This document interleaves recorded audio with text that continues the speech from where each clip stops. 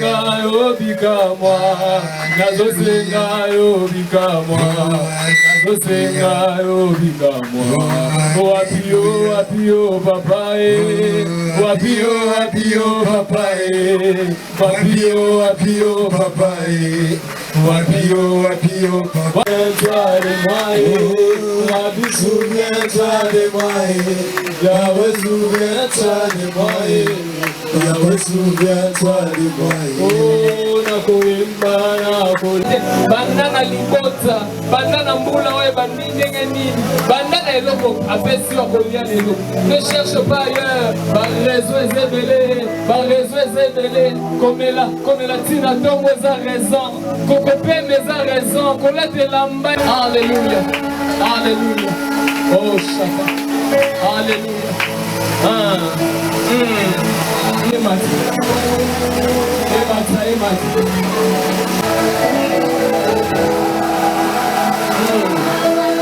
Gloire, gloire, alléluia,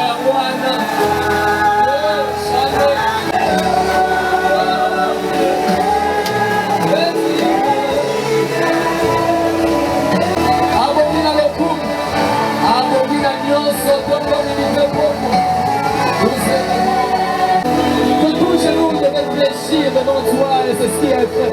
Reçois l'honneur, la louange.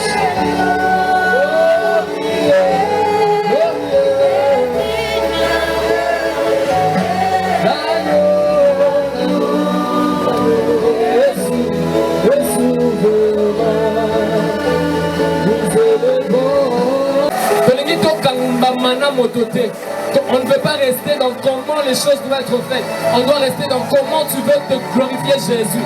Comment tu veux glorifier Jésus.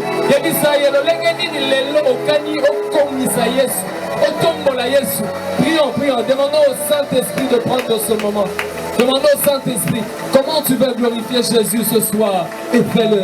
Molimo mon sainte, Molimo mon sainte, fais-le, fais place, et que tu agisses. Molimo mon sainte, bon, on a besoin de la yo.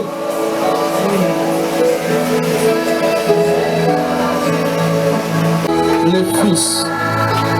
Ta présence en ce lieu, ce n'est pas parce qu'on t'avait appelé, mais c'est parce que Dieu t'a premièrement attiré vers ce lieu.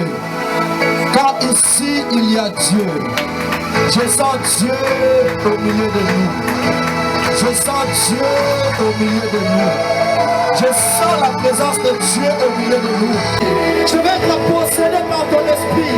Il y a des ceux-là qui sont possédés par la sorcellerie. Il y a des...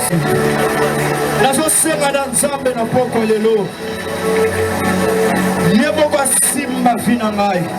Il y a des gens qui ont remarqué que aujourd'hui, il y a mini pendant que aujourd'hui, j'aimerais te dire que cette fois-ci, parle à Dieu. La limite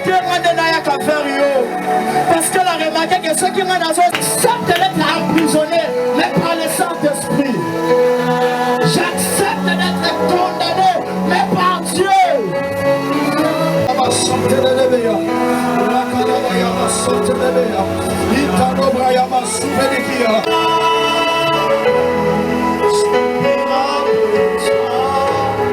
Est-ce que tu peux le dire à Dieu? Oh!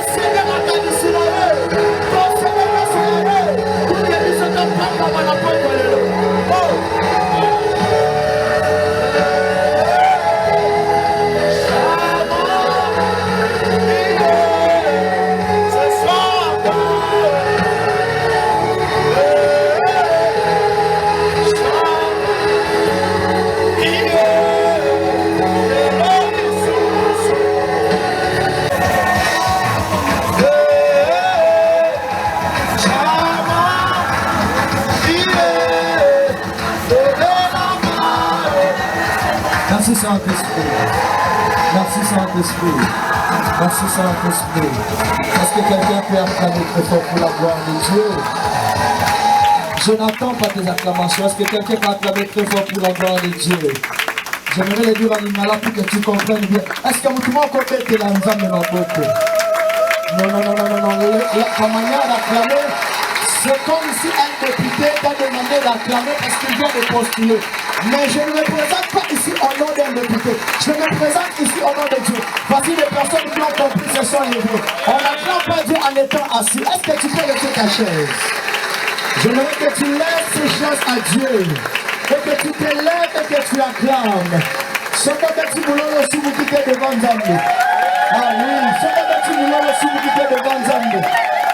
Ce que tu as maquillé aussi vous quitter devant Zambé. Est-ce que vous voulez que Dieu bénisse celui qui acclame très fort. Que Dieu bénisse celui qui acclame très fort. Je ne t'ai pas dit d'arrêter. Est-ce que tu peux encore acclamer? Est-ce qu'il y a des filles de Jésus enseignés? Des personnes qui sont tellement fous dans la présence de Dieu. Des personnes qui ne tiennent pas compte que nous sommes peut-être dans un lieu, on doit respecter l'État. Des personnes qui s'en foutent de tout, qui acclament Dieu et qui lancent des cris de joie. Est-ce que quelqu'un peut acclamer encore pour Dieu? Dieu est en train aussi d'entrer dans ta vie. S'il y avait un problème qui est en train de se passer à cause de cette atmosphère, ton problème est en train de te quitter. Qui a dit Amen? Qui a dit Amen? Qui a dit Amen? De la même manière tu acclames pour Dieu, c'est de la même manière que Dieu aussi va t'acclamer. Je vois une femme qui est en train d'acclamer pour lui le jour de son mariage. Je vois une tola la rapane qui va sauter. Loba, prière à l'élo. Maté à l'élo. Européen soit occasion de la latte. C'est comme si on qui est dans la communion. Amen, amen. Est-ce qu'on peut acclamer très fort pour le Seigneur? Wow. Que Dieu nous bénisse. Alléluia.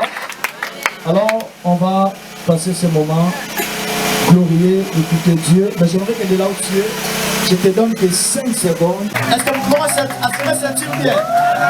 Est-ce que vous êtes prêts? Si vous êtes prêts, mettez-la en train de ma bouche. La moitié de ce moment-là, on va mettre un peu de bien. La moitié de ce moment-là, c'est tellement joyeux. Pour faire que Dieu vous bénisse. Amen. Alors, on va inviter Maman Pasteur, Maman Dorcas. Pendant que Maman Dorcas est en train de faire son avance du haut de la chair, on acclame très fort pour le Seigneur.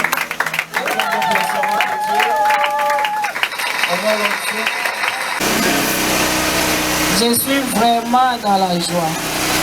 Je prends possession de ces lieux tout en parlant. C'est ça, non? Parce que je prêche. La Bible me dit, là où foulerait les plantes de tes pieds, je te donne en possession. Je déclare Kamkokoro à ma possession. Je déclare cet endroit à ma possession. Tous les esprits impurs vont s'incliner au-devant de moi au nom de Jésus-Christ. Que toute pensée soit captive à l'obéissance de la parole de Dieu et que le Saint-Esprit de Dieu prenne le contrôle de tout dans le nom de Jésus-Christ. Amen. Amen.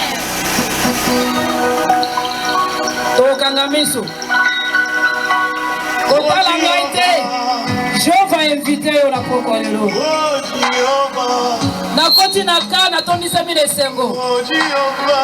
Namoni mipani ya mituya basi ya mituya.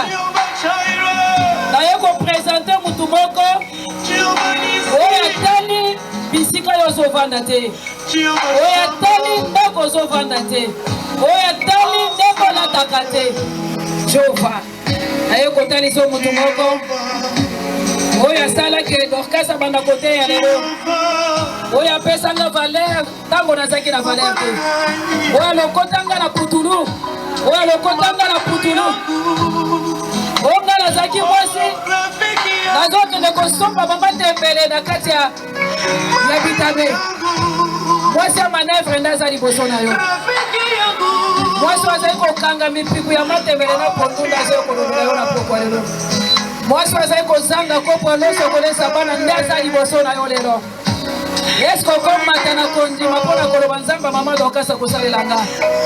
Tango bazomata na losambo, ozolo banzamba yo leki ba problème na zalango. Oleki humiliation ndako na nga. Oleki mapasi na ngai. Na yele sikoyo. Ora yebi qu'un jour. Oleki mapasi na nga. Nazo me mona trop de dimension nzambe. Pour de temps on le comprima et sur place na ba mona yo. Komi makananda bakobata mabakalo. Ozo sangisa salon moko batulebele. Intimité baboke ezate kwete place akona yo. Tolia kana pasi tolia kana poko. Aye kotali so mutu moko Jésus na nga. Ozo pinzo ni naona miso leo. Oza mutu mutu ya makasi. Hata bitu barangale ki makasi. Bitu barangale makasi. Jésus. Elekinga elekiyote, elekiyesu na yote, elekinga elekiyote, Jésus. Yesu akondimisa yo, Yesu akokamura yo. Hallelujah. Ata obatami na libudu ya bakosi, ata obatami na libudu ya bakosi, ata obatami na libudu ya libota. Ayebi mutu moko ayelelo kwa bimisa yo na libudu wana. Zamba tuni musali na wana poko lelo kweta za elikia na yo. Zamba ye kwa bimisa na libudu kwa na limingi. Jésus c'est ton espoir. Jésus c'est ton espoir. Bayebi musolo, bayebi esego, bayebi nyoso. Kasi batikeli o Jésus, batikeli o Zamalo, batikeli o Mosato Lola. Nasa zola kayo, tango yaka na ndako Nzambe nozwa kesebo. Tango ozalaka na présence ya Nzambe nozwa kata Elikia, nozwa kata foi, nozwa kata. Kasi batikelanga ye, esego Yesu. Oh Jésus,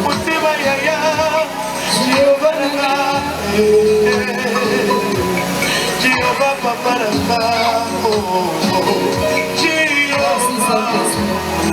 merci Jésus.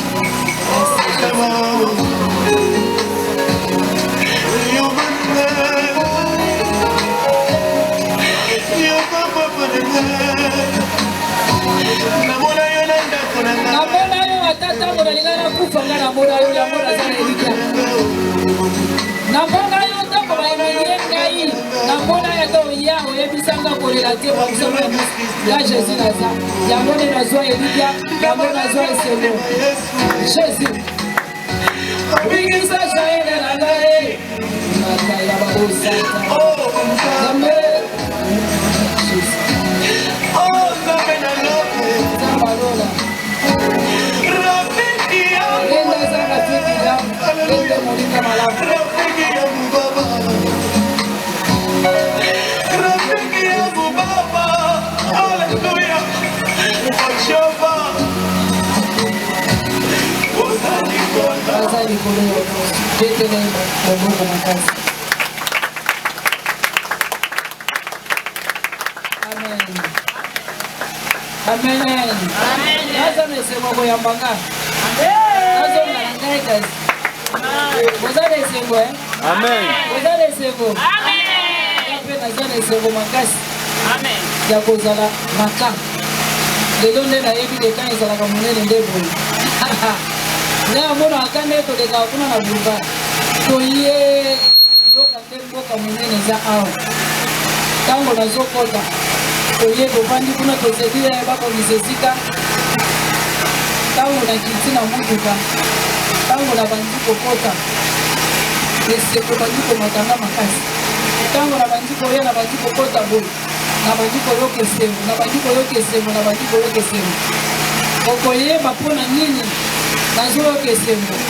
Na yoke semo pour Nzambe a retrouver nga. Nzambe a retrouver nga. Nga bisika onga na monaka ya kopesa évangile makasi nde bisika bolonga na benga ka bakamarade na nga eza esika ya bato moko boye oyo babwakama eza esika oyo balobi bato oyo baza na ntina moko te bato baza ndenge wana nde esika nga nalingaka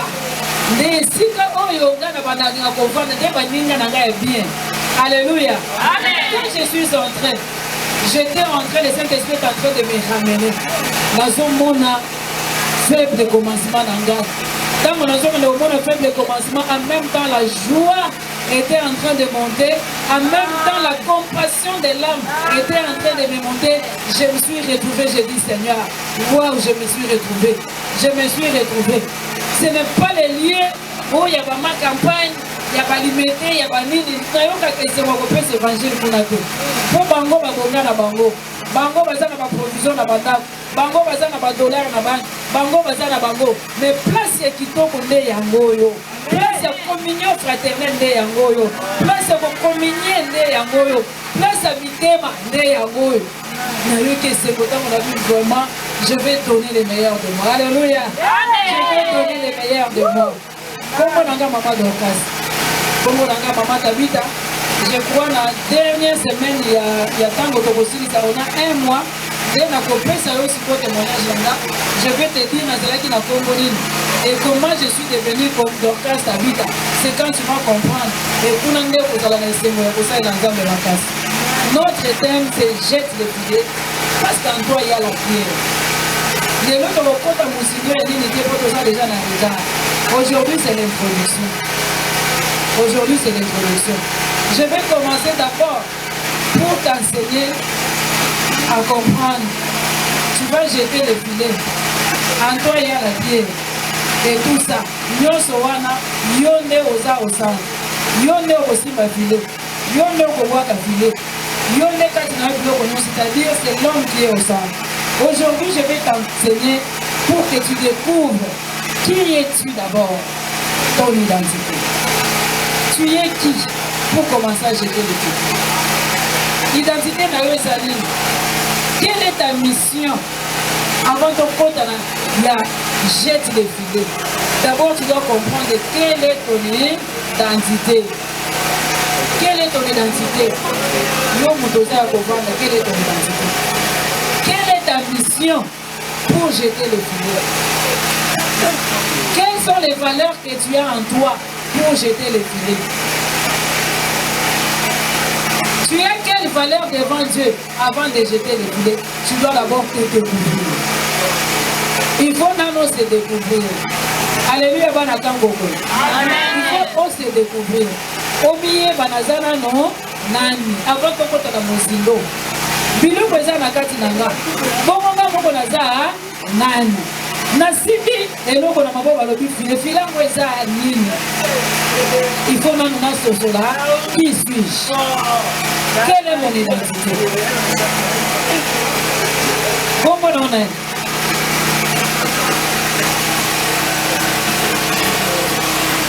Amen. Quelle est ton identité?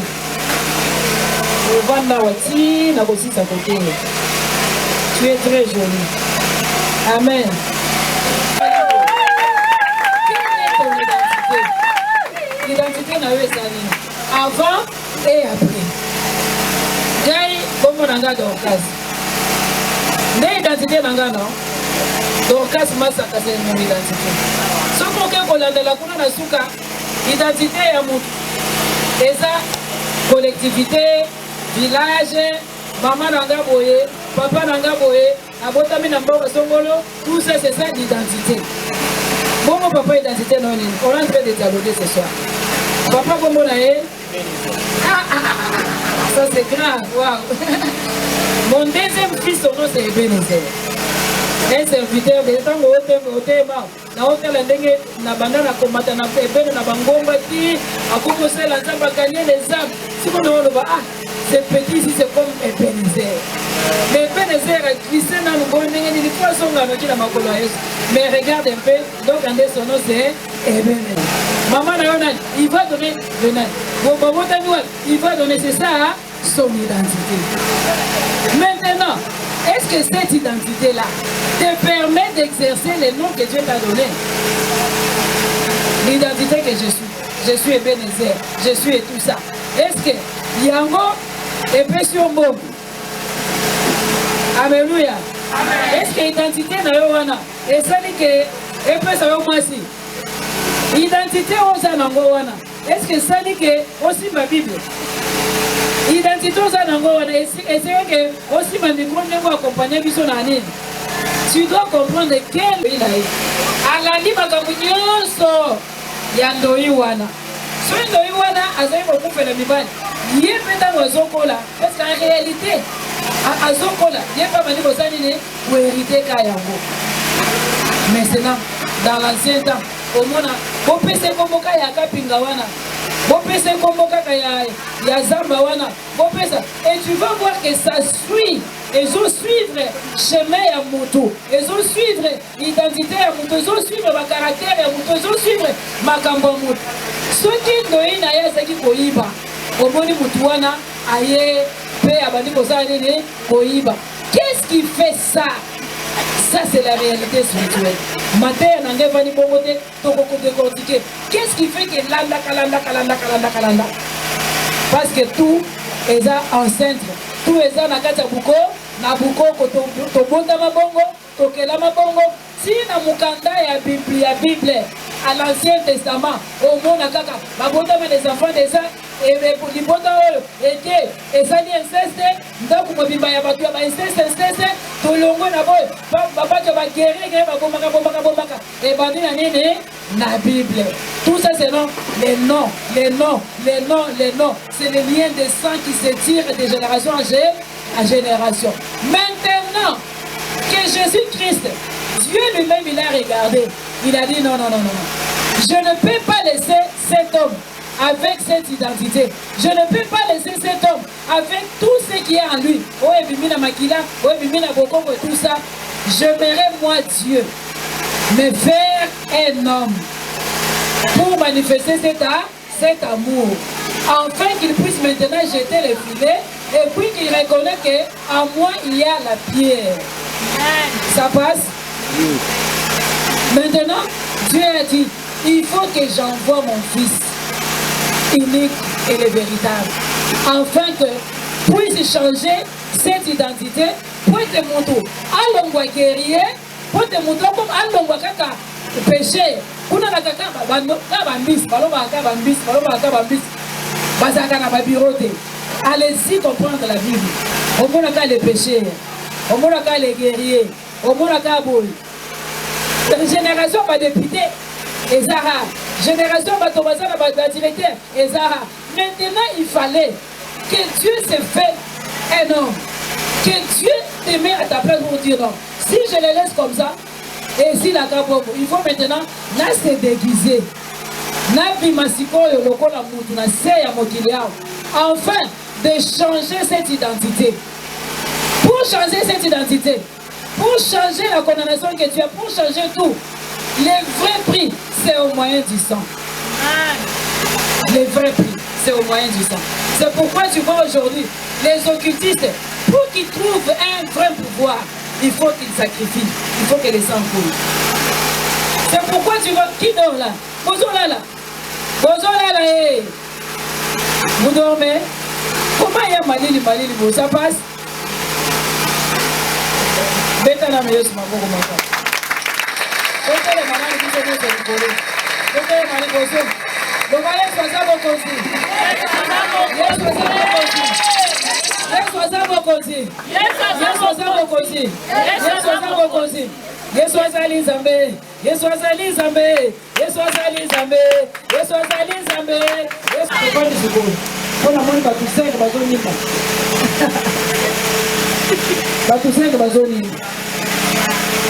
Pour sacrifice, il y a Makila, c'est ça les grands prix. Oh, comme Abino, en tout cas pour changer, PC là-bas. Pour ça, on est à l'eau comme Mickey, on va passer l'eau comme Mickey. Sacrifice, c'est à Makila. Pour tout si la bangango, on va passer à Makila. Pour tout petit, c'est la banquitiste, on va se passer à Makila. Il fallait se consommer les casicos. Na sacrifice, l'équipe à Makila, il fallait appeler Sambeka, moi, Makila, ça allait et Tanga. Tant que Makila est tangi, Balamoko aurait trouvé la vraie identité, l'identité d'un enfant de Dieu. Nakata identité kuna, rien ne peut me résister. Nakata identité kuna, j'ai le droit d'invoquer mon Père partout où je me retrouve. Nakata identité kuna, j'ai le droit de ça la face à l'un qui dit parce que Dieu a changé mon identité. La carte d'identité qu'on a, pour les gens qui ont mis et ça dit, pour que je puisse revendiquer mes droits. Pour que je puisse réclamer les droits en tant qu'enfant de Dieu. C'est pourquoi ce qui nous unit aujourd'hui, c'est le nom de Jésus-Christ. Tu dois comprendre d'abord quelle est ton identité, la vraie identité. La vraie identité, ce n'est pas Dorcas. La vraie identité, ce n'est pas Ebenezer. La vraie identité, c'est un enfant de Dieu.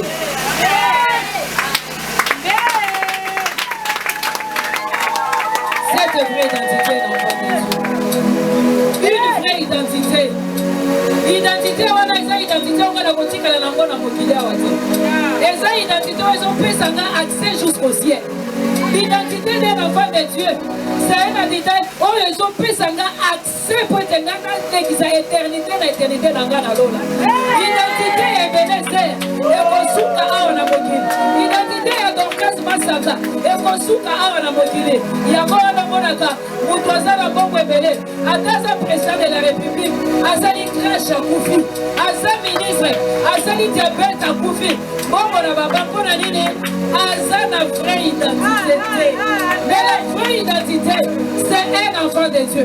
Pour que je puisse obtenir cette vraie identité, il fallait que la maille est tombée sur la Nini et Pasuka. Et Seigneur, il y a son Matanangoma Golgotha, et à Toba, tout est accompli. Il fallait que Jésus monte.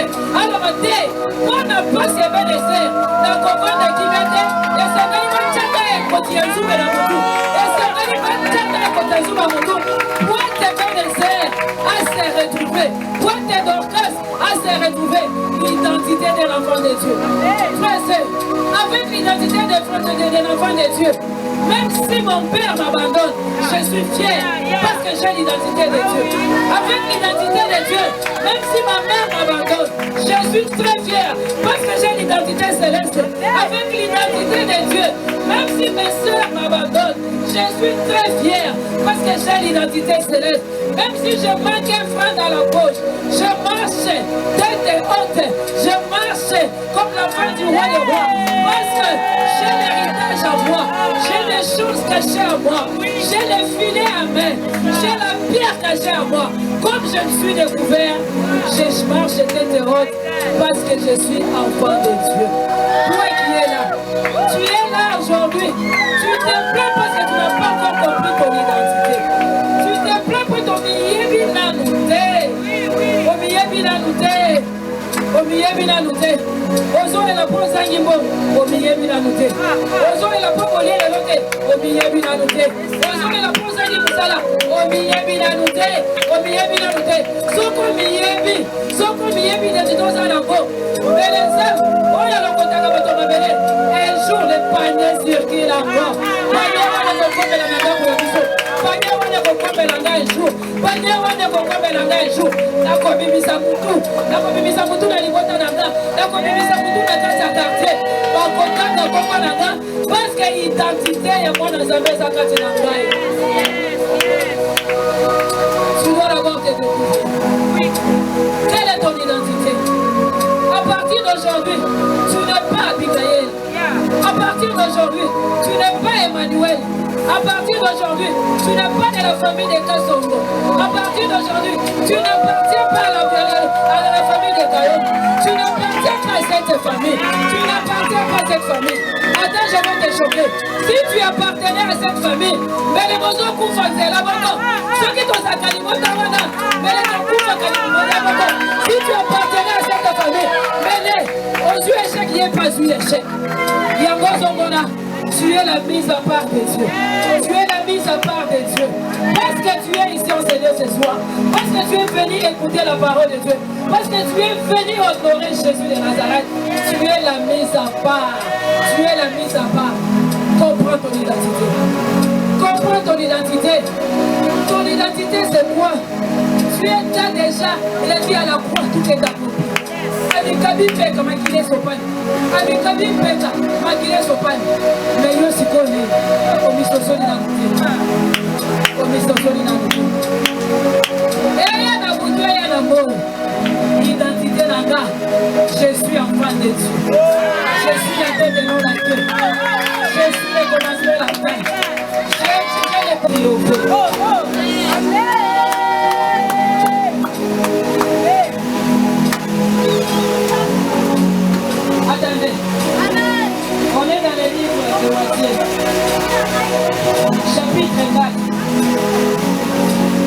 Prêchez. Et à dire, répandez-vous, car le royaume de Dieu est proche. Comme il marchait le long de la mer de Galilée, il vit deux frères, Simon appelé Pierre, et André son frère qui jetait un filet dans la mer, car ils étaient tous pécheurs. Il leur dit, suivez-moi, et je vous ferai pécheurs d'hommes.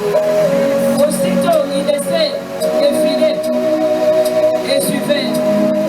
Et là, étant allé plus loin, il vit des autres frères, chaque fils de Zébédée, et Jean son frère, qui étaient dans une des barques avec Zébédée, leur père, et qui réparaient leur filet. Il les appelait aussitôt, ils laissèrent la barque, et leur père, et les suivèrent. La barque et leur père les suivaient. Jésus. Voilà des mamans et des camarades de mission. Dès que mon a décortiqué pendant un mois. Et nous, quelle est ton identité? Aujourd'hui, c'est suicidé. Aujourd'hui, dans le but, ils sont devant la canapé Gogo. Et si vous pouvez, il y a canapé. Et si vous pouvez, il y a canapé. Oba ba oba vana na Gogo. Babota mana makupa mama na bagola Gogo. Babota mana makupa mama magola bagola. Babota mana kata karte bala moko. Babota mana hôpital. Yo babota mana hôpital. Babota mana hôpital. Babota mana hôpital. Mutu maka fana babota mana hôpital. Mutu babota mana quartier santé. Mutu babota mana famille santé. Na gai, na bango, na yo. Bisano zo babota mana hôpital. Na kata hôpital. Dekuna bakabe banda. Oya ke, akenzela nae. Oya ke, akenzela nae. Oya ke, akenzela nae. Dans ma famille, c'est bon. Attention, l'identité est ingénieux. Avant d'y réclamer. Parce que je suis enfant du roi des rois, je ne peux pas rester à l'hôpital Kachat. Je ne peux pas rester à l'hôpital à Mamayo. Je ne peux pas rester à l'hôpital à Galem. Je dois vivre mon campagne. Je dois vivre à Bomé. Je dois vivre toi-même. Tu vas dessiner. Tu as dessiné toi-même. Tu vas appeler l'existence. Ce qui n'existe pas. Personne ne va appeler. Parce qu'aujourd'hui, tu as compris ton identité. Tu as compris que je suis le fils du roi des rois. Tu as compris que je ne peux pas manquer parce que mon père a tout. Tu as compris mon identité. Tu as compris les feux de la foi. Tu as compris les sang qui a coulé. Tu as compris les rideaux qui étaient déchirés. Tu as compris mon identité de contact. Tu es la fille du roi des rois. Tu es la fille d'Abraham. Tu comprends ton identité. Comme je comprends mon identité, je vais appeler à l'existence ce qui n'existe pas. Je vais appeler les dollars que je n'ai pas pour que ça puisse exister. Je vais appeler le travail pour que ça puisse exister. Je vais appeler le mariage pour que ça puisse exister. Pour ce qu'on-là dans les autres. Et moi, pour ce qu'on-là dans les autres. Tu vas voir que Dieu a envoyé sa servante pour une mission. Pour une mission. Celui qui sera captivé. Ce n'est pas par hasard que j'ai pétiné là. Ce n'est pas par hasard que je me suis retrouvé ici. J'ai une mission de libérer une personne. J'ai une mission d'enlever quelqu'un dans la pauvreté familiale. J'ai une mission de donner le mariage. J'ai une mission à travers la parole de Dieu de changer. Il y a une dame. Et ça, maman, et ça, papa, ma prochaine fois, on est dit tellement il y a trop. Ça m'a pas dit pas à l'hôpital. C'est là tout organisé. Événement, mon a tant de la matière, à la puissance de la parole pour délivrer mon peuple, à la puissance de la parole pour délivrer les captifs. Si tu crois pendant ces un mois, tu vas palper mon Dieu. Si tu crois pendant ces un mois, ton identité va changer. Si tu crois pendant ces un mois, Dieu va visiter votre maison.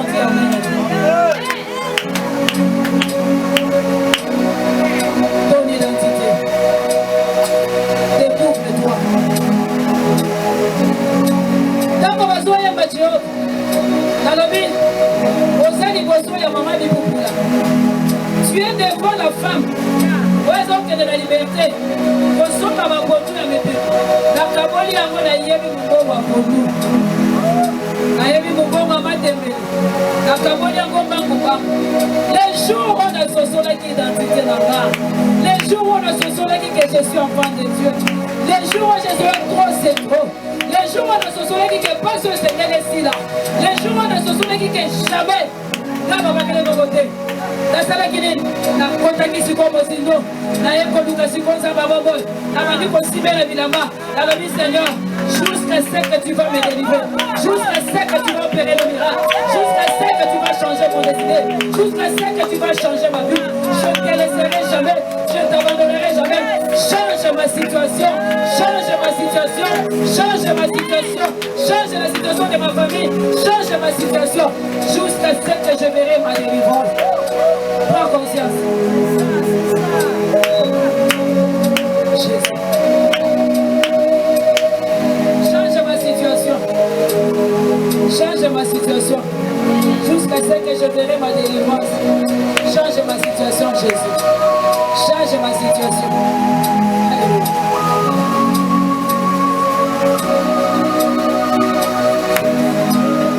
Quand j'étais en train d'entrer, à mon niveau, c'est beaucoup de points. Avec une mission. Quand les écoles viennent là,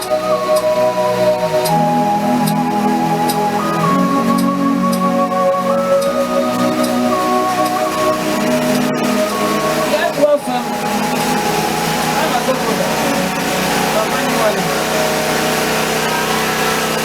Si tu as aussi ça, ceux qui ont eu conscience,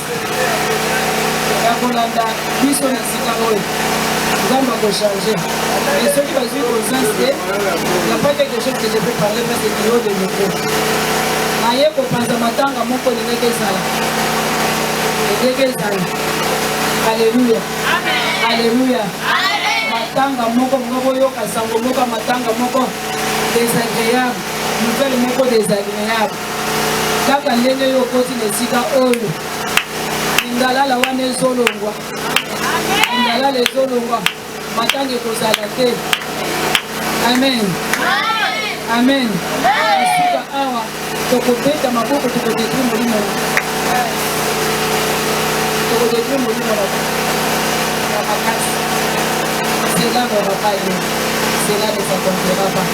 Sois conscience. Sois conscience. Il y a un mois out. Tu ne seras jamais confondu. S'il est temps, vous me dites. Il est temps. Come on. Come on. Come on.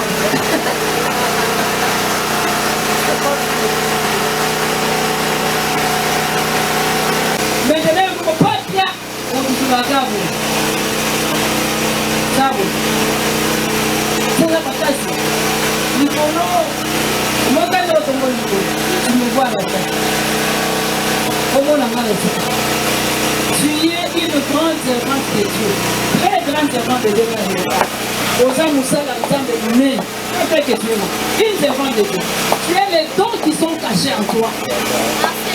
Les dons qui sont cachés en toi. Au point où on va tu as les dons en toi. Quand tu vas comprendre ça, tu auras tout à la facilité. Tout à la facilité. Tu ne vas pas même. On sait la réforme mon côté. Ça va se faire en soi. Parce que Dieu a dit, moi dans mon champ, toi dans ma maison. Point barre. C'est ça le principe. Toi seulement c'est le principe. Viens dans ma communauté, tu as ma boque. Et ça, ma communauté, on est pour la jamais. Je ne prie pas pour toi. Tu n'as aussi ça, c'est lui-même. Mais Dieu dit, toi dans son champ, et maintenant dans ta vie. Amen.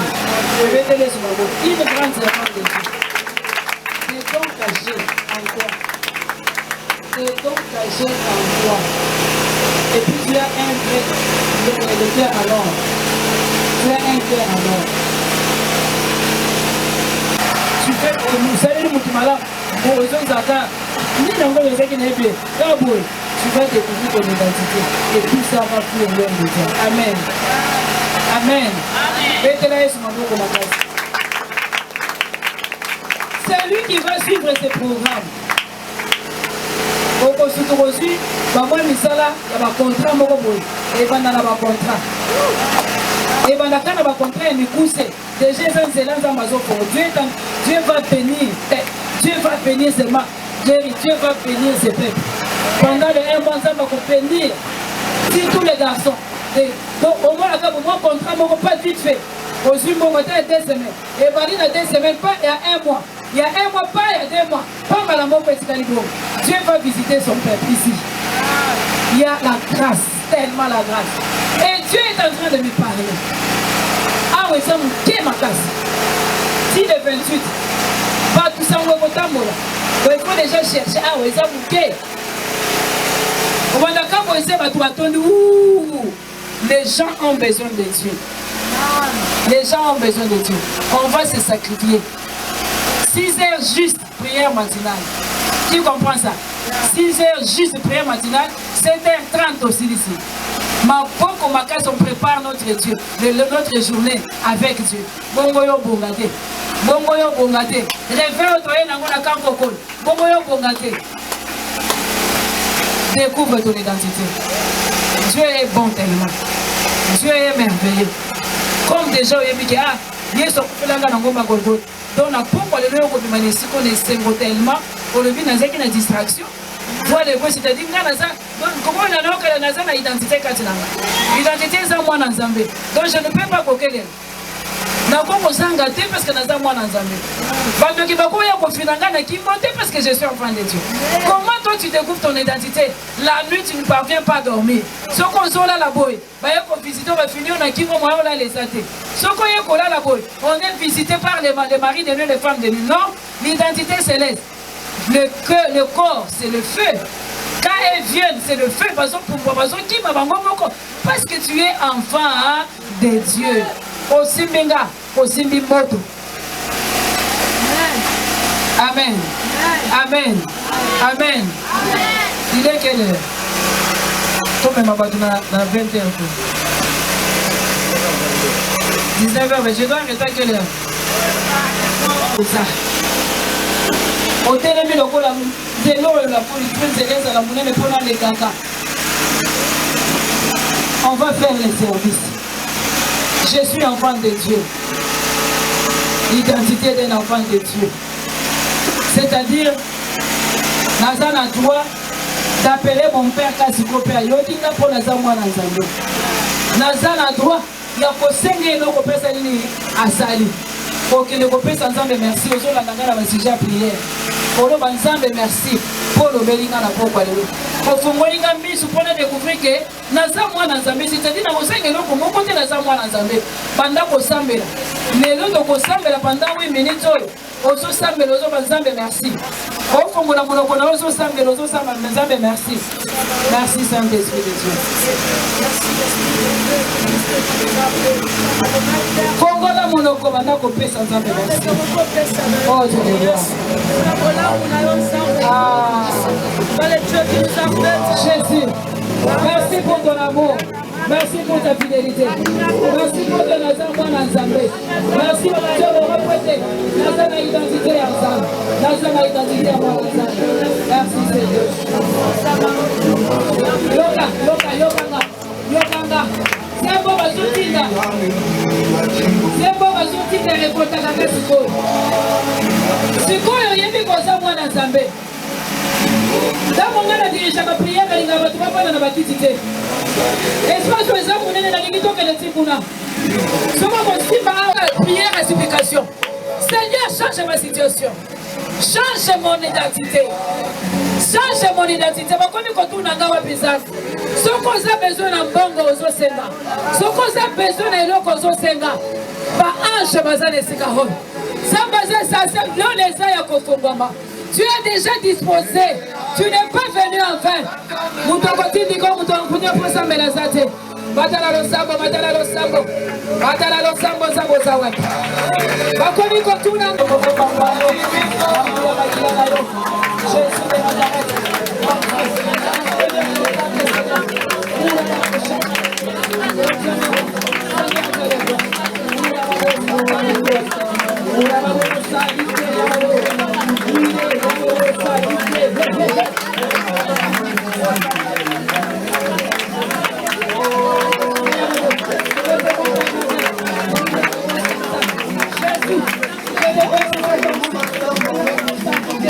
Jésus, je te verse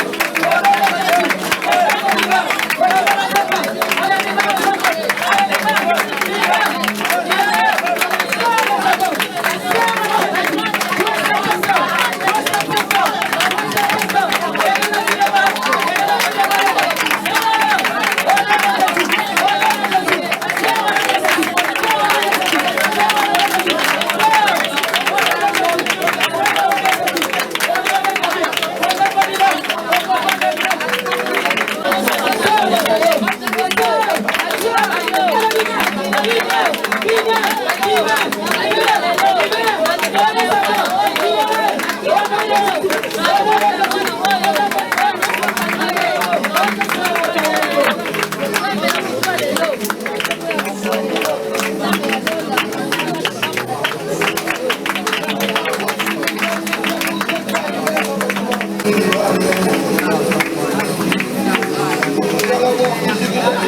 you.